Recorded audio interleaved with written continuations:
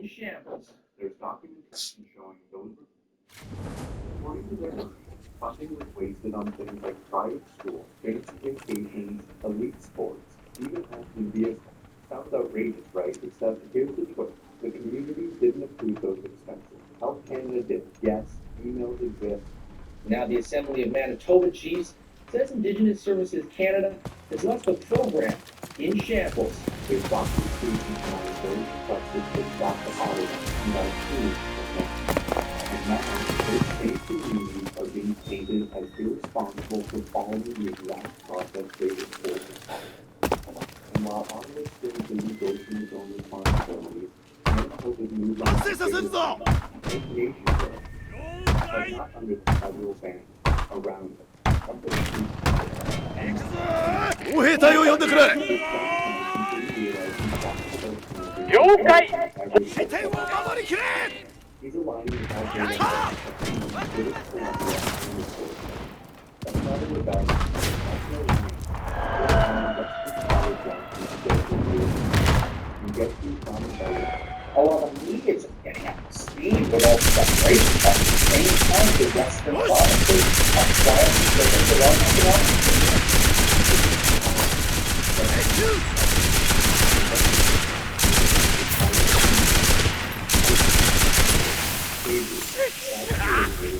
Machine gunがオーバーヒートした。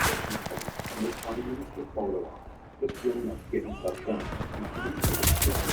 There will be no risk back. Instead of it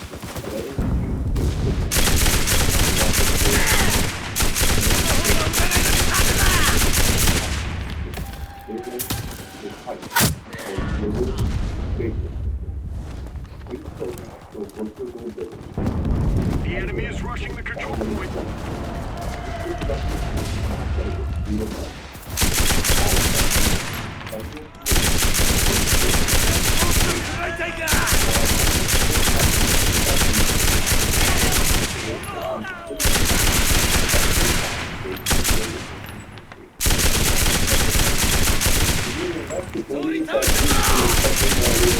allowed to spend money on. But it's a stuff and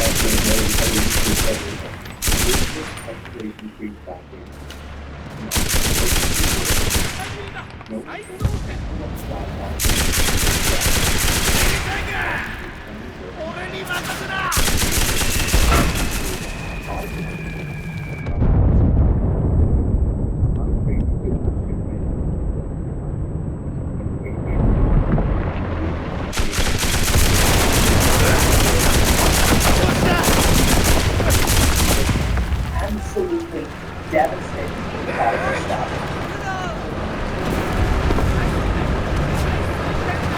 Pikachu!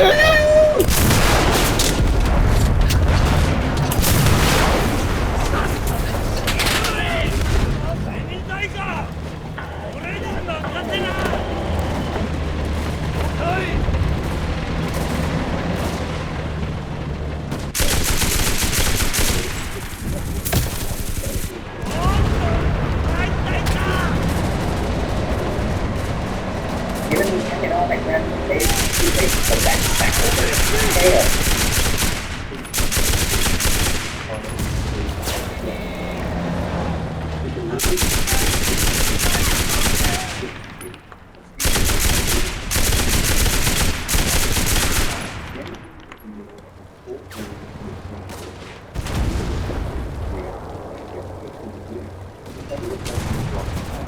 Construction site.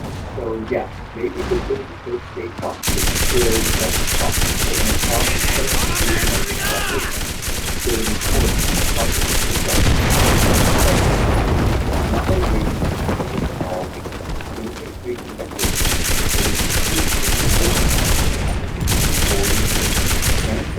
waiting for commissioning.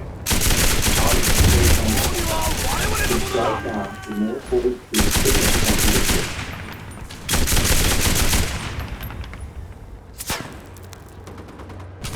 51st, this one.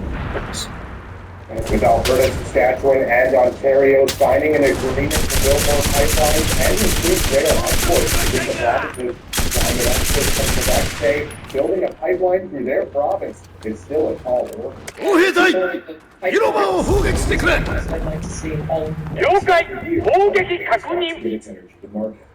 Between canceled projects and the important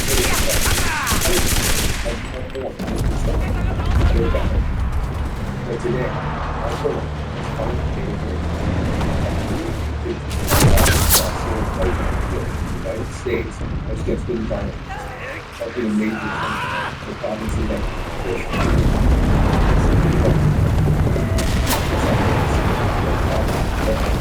but it's federal barriers. With rising global demand, Alberta now deals that directly link its energy sector to U.S. economy. So what's in this deal? Why is it there? And what does it say about Alberta's growing independence and global markets? Let's break it all down. So,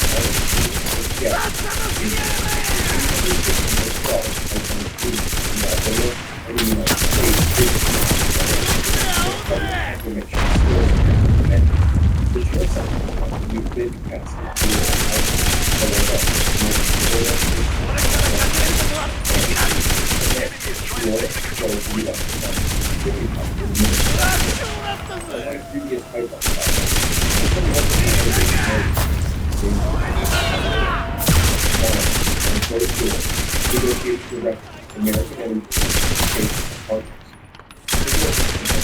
At both the national level, we're not making rail projects like Keystone XL. Daniel Smith described the deal as a clear sign for it is moving forward with oversight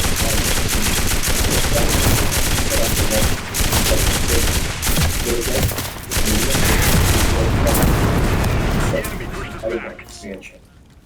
What makes this project different is its scale.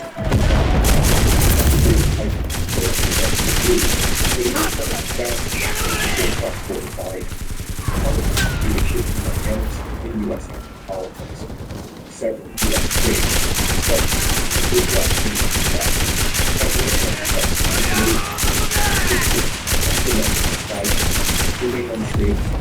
international alternatives like Venezuela and Iran.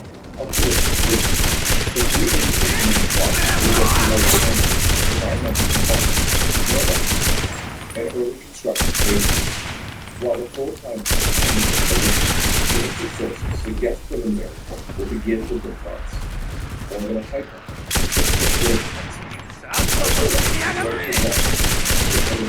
In its energy strategy, something that could reshape the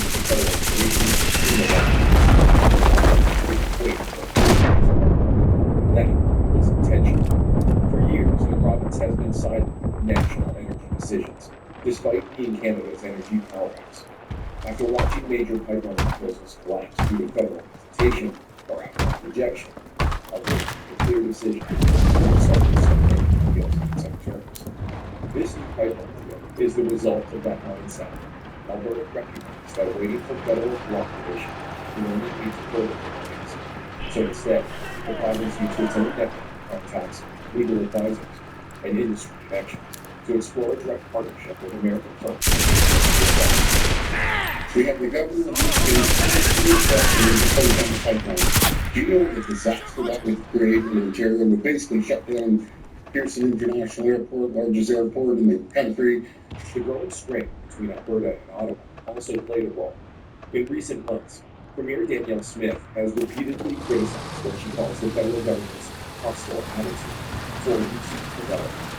She's accused Ottawa of overreach, red tape, and financial environment stability. While some may view that rhetoric as political posture, it's clear that something runs deep in the province.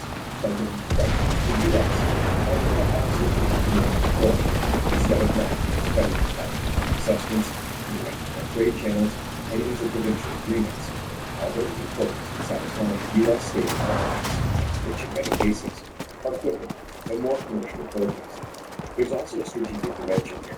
Alberta is sending a message not just to Ottawa, but to investors. It's showing that the province is open for business and willing to find creative ways for international energy Don't let the enemy Washington fortify their sideline. position. This They will kind of deal bubble signals it. that Alberta may be a more stable and proactive situation than they previously thought. Ultimately, Alberta took the lead because it had no real choice. The province had not just for survival, but to maintain its relevance in a rapidly shifting energy landscape.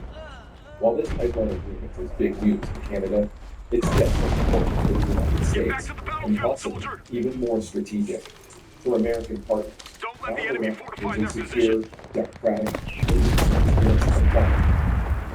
That's no small The thing enemy's for trying to today's capture global our battle. control point. The U.S. has spent the last several years looking to reduce its reliance on foreign oil. Alberta's oil and gas sector gives them an option.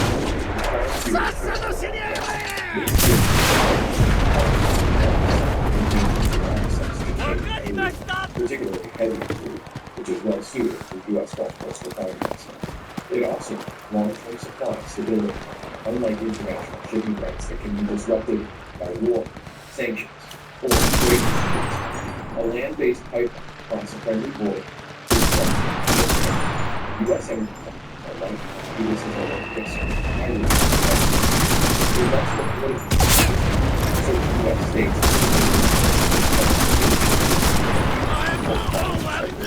American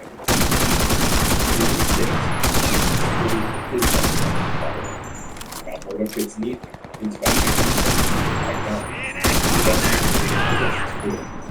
The construction phase will create thousands of jobs in engineering, Soldier, materials. return Many now. of which will go to Don't let the enemy the fortify their position. increased supply can help reduce fuel costs in certain regions, particularly in the Midwest. As the U.S. balances energy transition and short-term demand, this kind of partnership is good knowledge. It doesn't mean abandoning renewables. It just means hedging against volatility. This deal is about options, flexibility, control. In short, the U.S. gains reliability, and bargaining power, and unlike in years past, it didn't have to go to the Middle East to get it. This one is a 54 at James Bay, and the idea is let's get icebreakers in there, maybe build out some additional rail and road infrastructure. Return to the battle. Despite the scale of this pipeline deal, Ottawa's response has been notably muted. Celebrating the agreement, nor has the Prime Minister made any direct public comment. For some in Alberta, that silence speaks volumes. The deal represents a major economic win, not just for Alberta, but for Canada as a whole. Yet there's been no official congratulatory message, no announcement of federal support, and no press conference highlighting national benefits. Instead, much of the reaction from federal ministers has come through sideline interviews, where Get they back to the focused more on battlefield, soldier. regulatory Don't let the processes enemy than the fortify their actual position. deal. This isn't new. Alberta has long run Ottawa's hesitancy to fully back down infrastructure projects, especially pipelines, unless they're tied directly to climate goals. While the federal government has supported some past oil projects, it often does so with many conditions, cautious language, and long delays. In this case, it seems Alberta acted quickly and directly, coordinating with U.S. officials without waiting for the usual federal approval process. That's significant. It shows a shift in strategy, one that prioritizes provincial momentum over national security. There's also speculation that Ottawa's reluctance to highlight the deal stems from political optics. The federal government has committed to ambitious carbon reduction targets and environmental priorities. Publicly celebrating 了解発射 even one with potential climate safeguards might risk political backlash. At the same time, this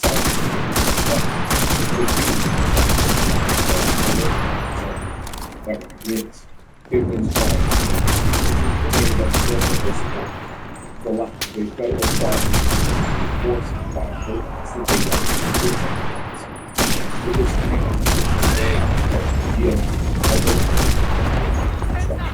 this repositioning is the energy benefit. For years, with that soil and gas reserves. Fuck me. Fuck me. Has been one of its biggest hurdles. Pipelines like Keystone XL are blocked. Others face years of delays. Alberta's economic engine often stalled not because of supply, but because of limited rights to buyers' documents. This deal changed the narrative. By securing a direct partnership with the United States, using federal pipelines, Alberta is proving that it can operate with more autonomy. It's sending a message not just to Ireland, but Washington, and even international investors. It's ready to move fast, strike deals. It also opens the door to broader cooperation with the United States. Energy-hungry people are looking for reliable partners. The global shifts in energy demands change rapidly. Alberta's ability to present itself as a stable, responsive supplier gives it a competitive edge. Today marks an important step forward in uniting our country as Saskatchewan jumps on board with Alberta and Ontario to pursue our shared goals of economic growth, opportunity, and prosperity. Today, an official signatory and partner to work together on building expanding trade corridors to global markets. This agreement will see our three provinces advance pipelines and pathways to boost exports of homegrown energy, potash, critical minerals, and agricultural products to markets across Canada. Beyond economics, the deal is also helping shift our public. It's not just Canada's oil province anymore. It's becoming a serious player in cross-border strategy. This Yes. could attract Yes. It's storage, logistics, and even green energy solutions tied to oil and gas operations. Crucially, it's happening at a time when many U.S. energy producers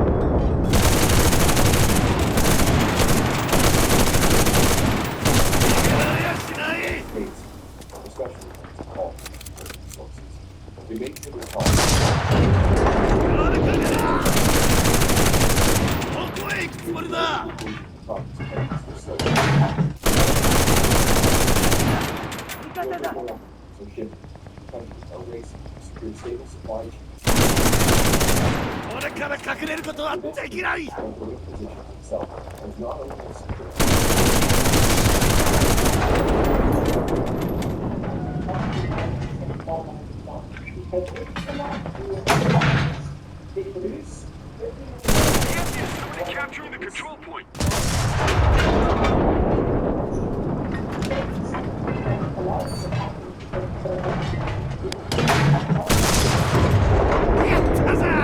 That was lucky.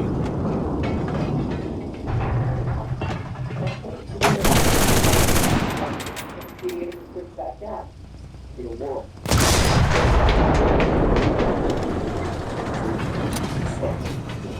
The United States did agree to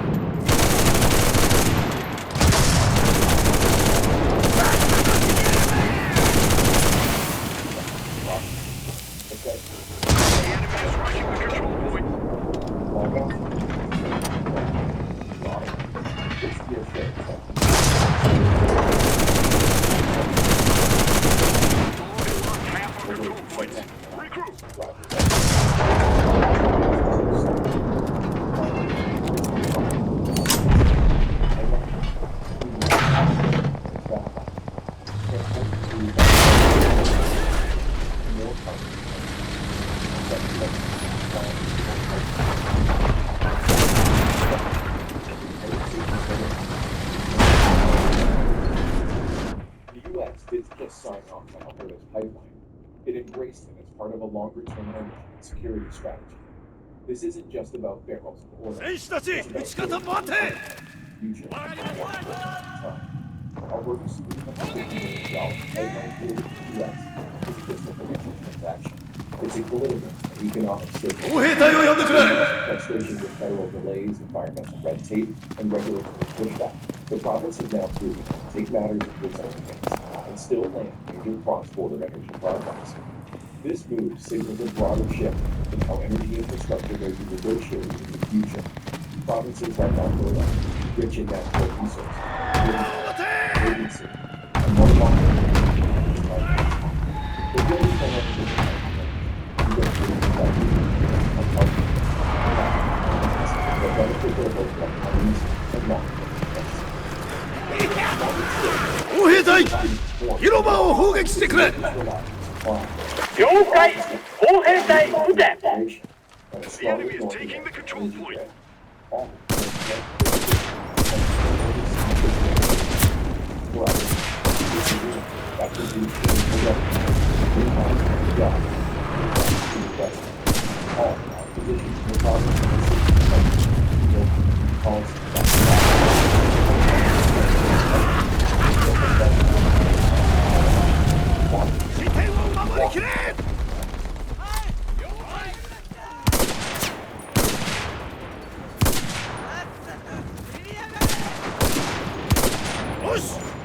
The enemy has started capturing the control point.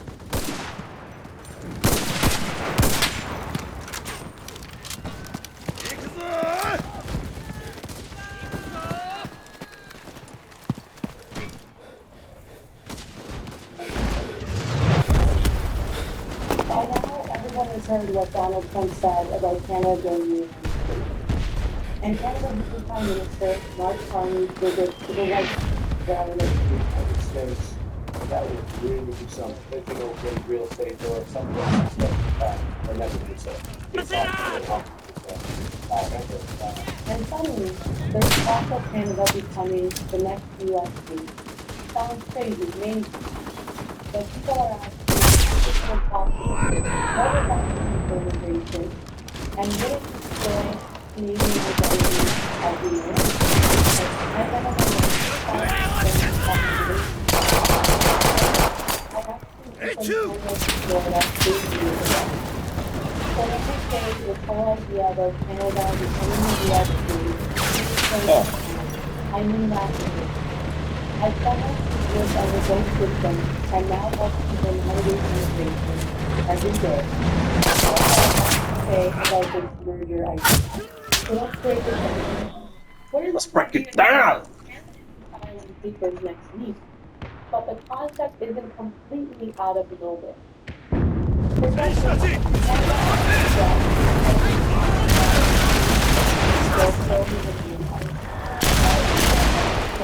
The trade agreement it links the economies of Canada and Mexico in ways that will create growth because one solid economic growth. Between these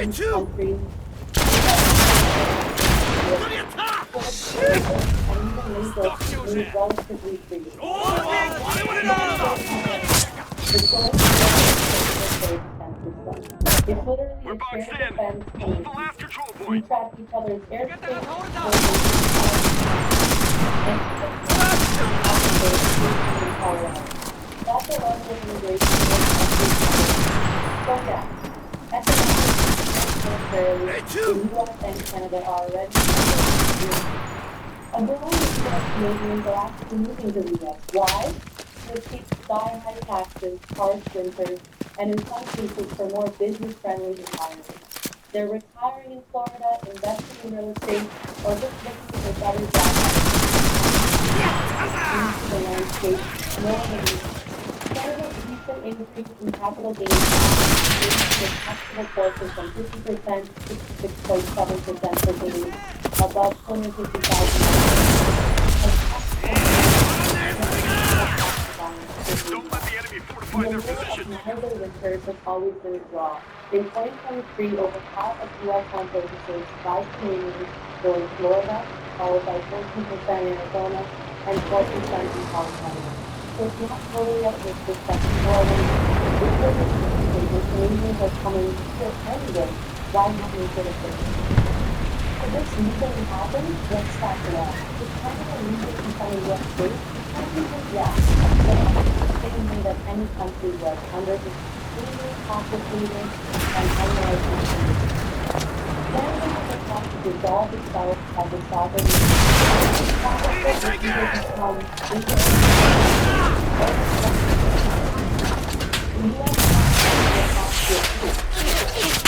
Both nations would need public support, like referendum. It would require massive constitutional changes on both sides. So, is it possible? Technically, here's what's actually happening. Yes, more and more Canadians are choosing to live, work, and retire in the United States. That's not a bad thing. In fact, it's a sign of strong, healthy ties between two great people. Over 11,000 Canadians in 2023 alone. Thousands more in less than 2 months, or extending winter storms.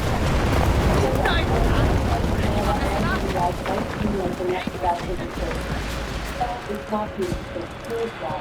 First, most immigration systems would be illegal for that.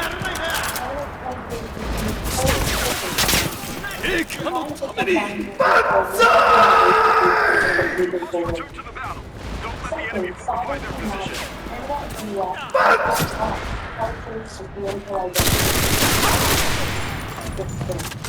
You can love both without forcing anything from one perspective. And third, immigration already works without a visa. Canadians can legally live and work in the U.S. with the right visa. Americans can do the same with Canada. There are treaties, agreements, and legal pathways that already serve both countries without a racial treatment. We believe in cross-border equity is not cross-border leadership.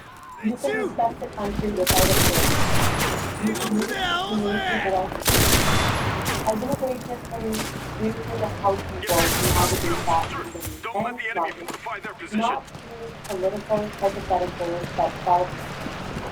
The truth is, Canada isn't becoming a U.S. state anytime soon. But the fact that people are shows how this country is, especially when immigration is involved. When you get rid of that artificially short line, somebody do that wrong thing. It's a deal for everybody, I believe. And it's, I think you were saying this is probably the biggest deal ever reached in any capacity, trade or beyond. It's a giant deal with lots of countries. Because as you know, Ursula represents a lot of countries, not one country. It's not easy for you. It's a lot of very different countries, great countries. But some are strong with cars, some are strong with agriculture, some are strong with both, right? Yeah.